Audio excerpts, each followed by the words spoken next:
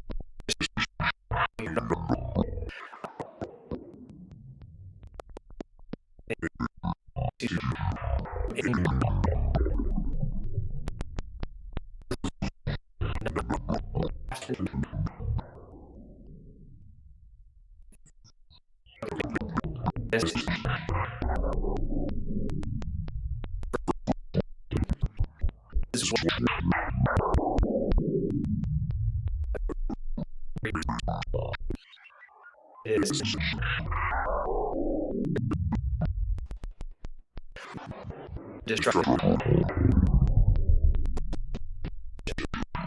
It is you going to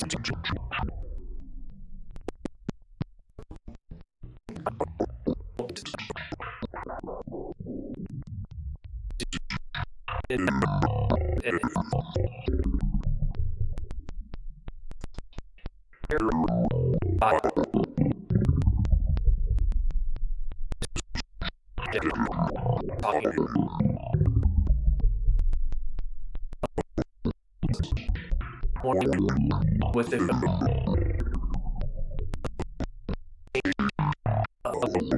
taking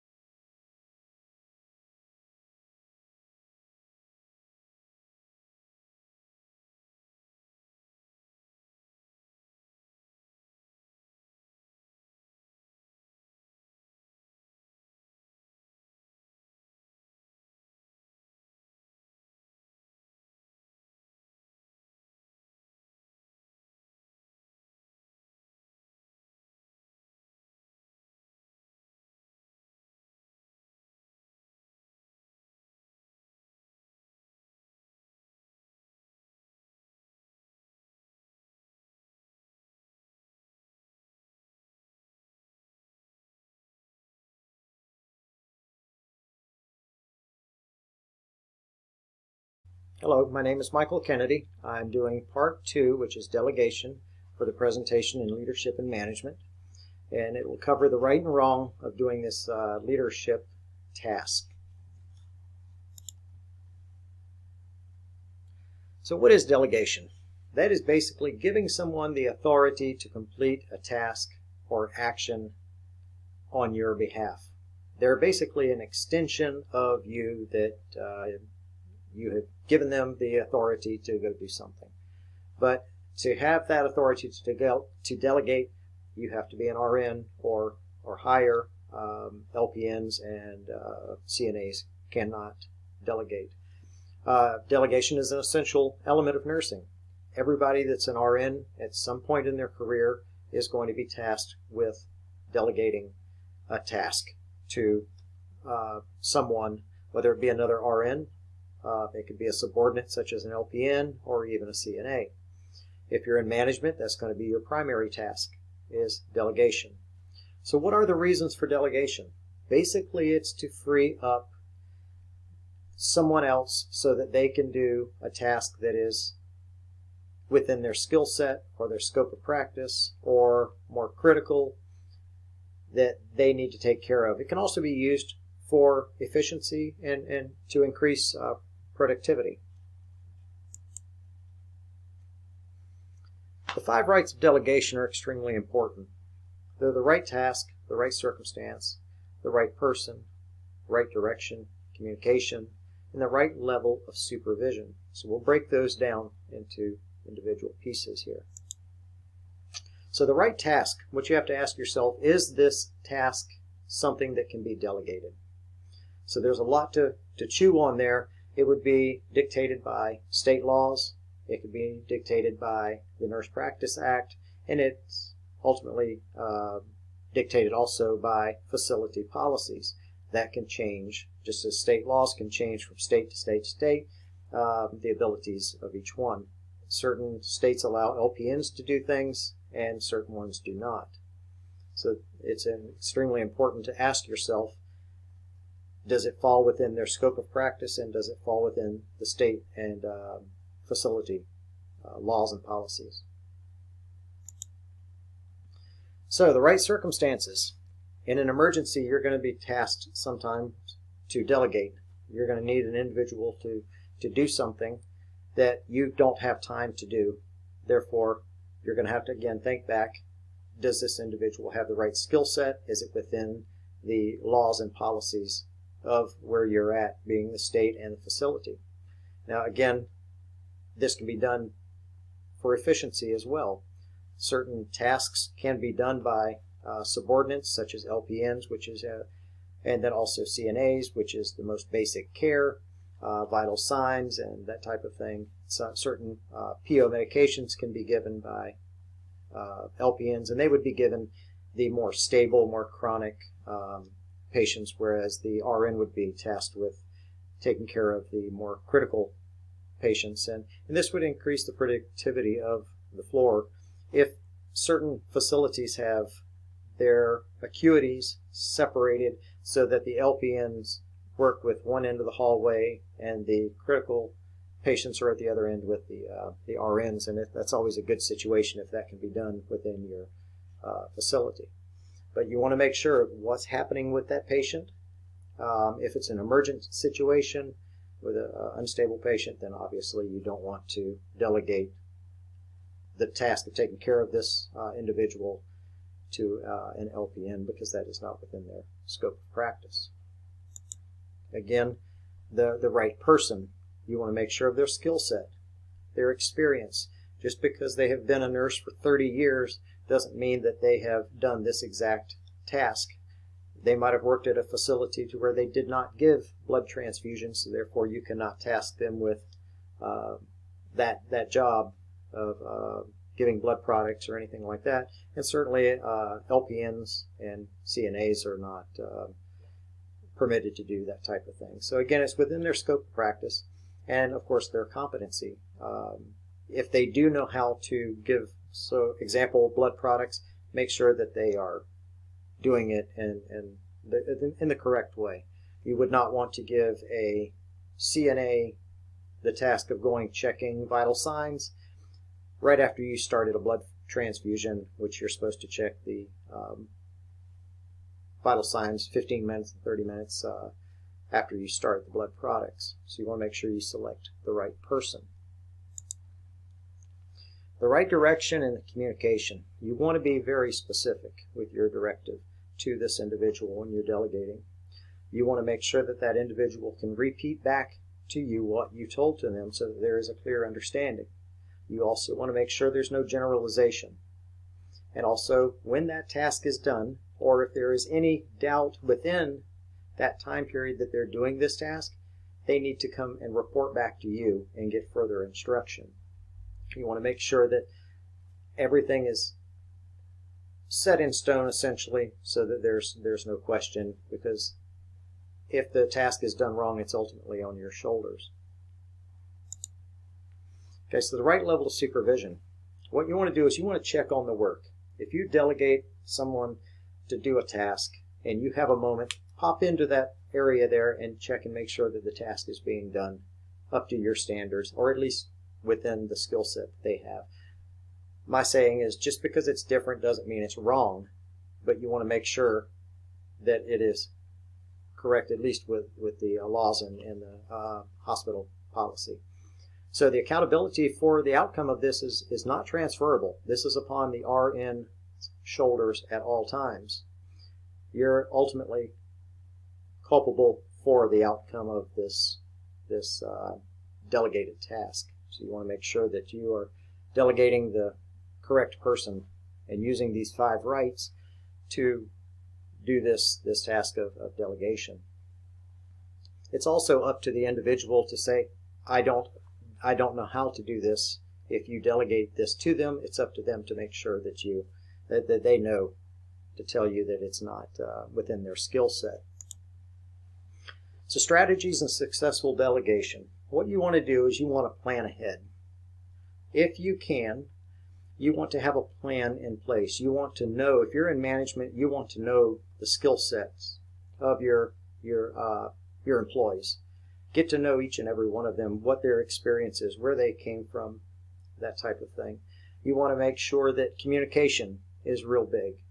Have a huddle. A lot of places do have a huddle, and they would say, okay, on this end of the hallway we have this situation down here, and I would need, so-and-so with this skill set to be kind of on the lookout for me, saying, hey, I need you to do something for me, so that you would have capable people coming to your rescue there, essentially, if you needed to delegate something in a hurry.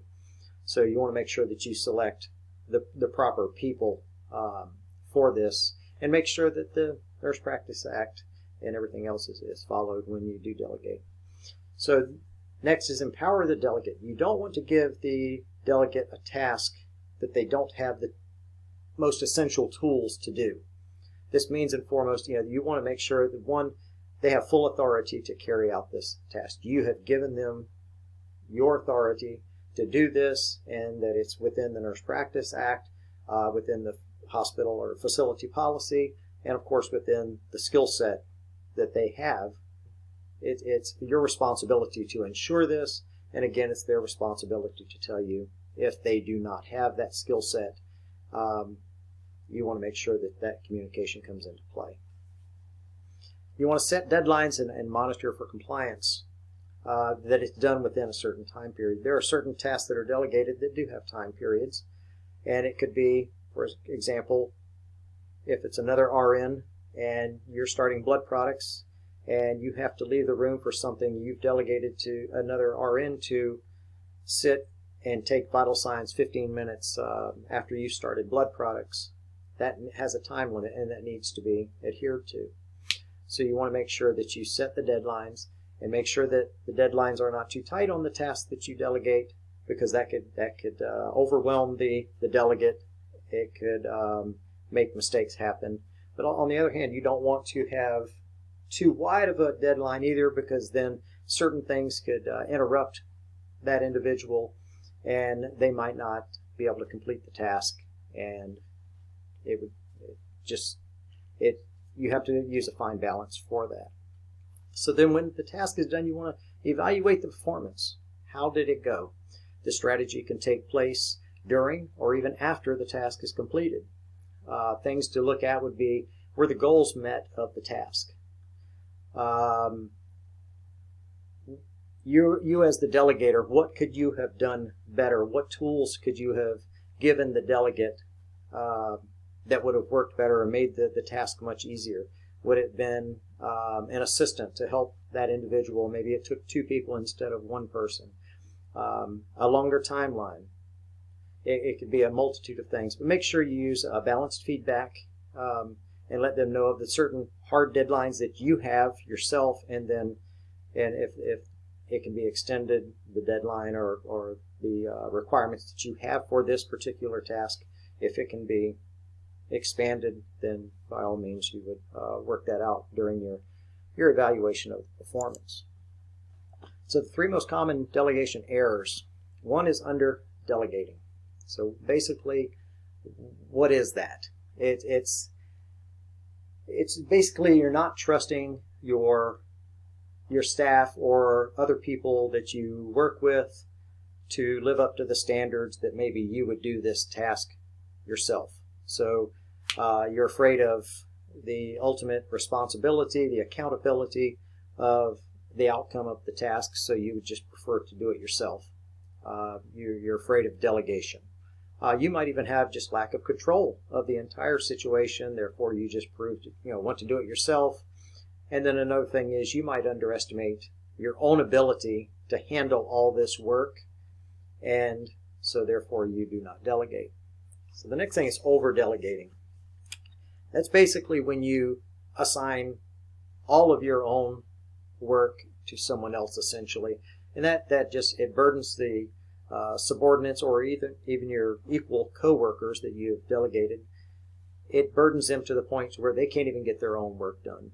And it may induce errors with their own tasks that they have to do. So it's important to use good balance when you're delegating. So it could be a multitude of things, but those are the main reasons. So improper delegation, that could be basically the total disregard for the 5 rights of delegation. So you could be delegating, and you would also be violating other laws, such as the Nurse Practice Act, if you're trying to get an LPN to do blood products, which I've actually seen in my own career time. I've seen where a nurse had medication in her pocket, and a patient called and said, hey, I need my pain medicine. They gave the narcotic to the LPN to go give IV push, and of course that was outside of her scope, and of course that had to be corrected right away. So you're basically disregarding the 5 rights when you're doing improper delegating. So the ways to prevent this from happening is to ask yourself, should this even be delegated? If it falls under any kind of teaching, assessment, planning, and evaluation, you might want to reconsider your delegation skills. Hopefully this cleared up some information on delegation. Thanks for listening.